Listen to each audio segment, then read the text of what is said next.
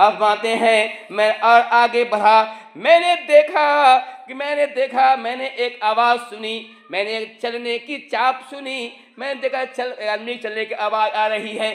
میں نے پوچھا یہ آدمی کس کی چلنے کی چاپ ہے؟ بتایا گیا کہ بلال حبشی کی چلنے کی آواز ہے۔ بلال بن رباح جو امیہ بن خلف کے غلام تھے، جنہوں نے دین کی خاطر بڑی پریشانیاں جھیلی تھیں جب ایمان لائے تھے، جب یہ مسلمان ہوئے تھے، امیہ بن خلف ان کو مارتا تھا، پیٹتا تھا، بدردی سے پیٹتا تھا۔ اتنا ہی نہیں، ان کے گردن میں رسی ڈال دی جاتی تھی، بچوں کو کہتے کہ بچے اس کو گلی میں گھسیٹو، بچے اس کو گلی میں گھسیٹا کرتے تھے۔ مکے کی پہاڑیاں، مکے کی پتھریلی زمین، اس پہ ان بچی سے بلال حبشی کو گھسیٹا جاتا تھا۔ بلال حبشی وہی ہیں جب ان کے جب مکے کی دھوپ تیز ہو جاتی تھی، وہاں کے سنگریزے گرم ہو جاتے تھے، ان کے پیٹھ پر، ان کے بدن پر جو ہے اس بالوں کو ڈال دیا جاتا تھا جس میں تپا کرتے تھے۔ یہ بلال حبشی رضی اللہ عنہ ہیں۔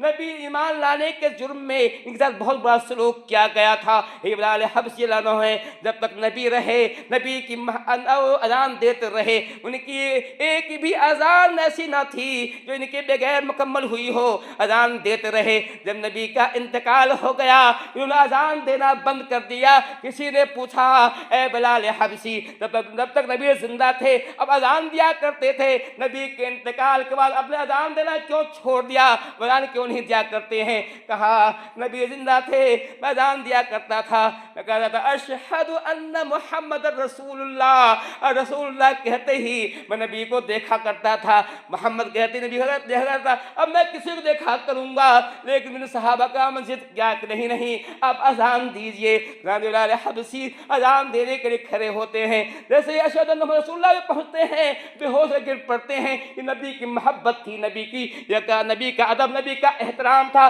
نبی کے ساتھ یہ الفت تھی، یہ معاملہ تھا۔ نبی بلال حبشی وہی ہیں، غلام ہونے کے باوجود حضرت عمر فاروق اپنے خاص لوگوں میں ان کو شامل کرتے ہیں، جہاں خود بیٹھتے ہیں بغل میں بلال حبشی کو بٹھایا کرتے ہیں۔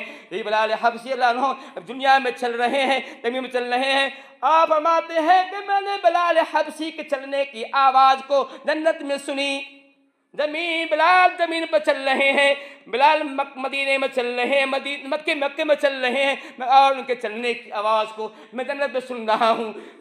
آپ آئے تو کہا اے بلال کون سا عمل کرتے ہو، کیا کرتے ہو کہ میں تیرے چلنے کی آواز جنت میں سنی ہے؟